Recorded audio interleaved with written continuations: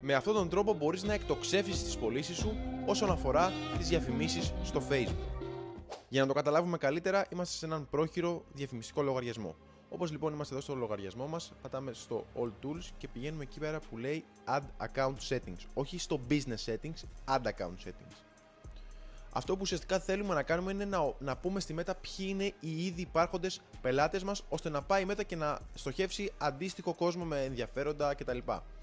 Αν δεν το έχουμε φτιάξει ήδη αυτό το κοινό, δημιουργούμε τώρα πατώντας Create New Website. Επιλέγουμε το pixel μας, βάζουμε όσο πιο πολλά δεδομένα έχουμε τόσο καλύτερα, τόσο πιο πολύ θα βοηθήσουμε και τη Meta. Ονομάζουμε το κοινό όπως θέλουμε εμείς.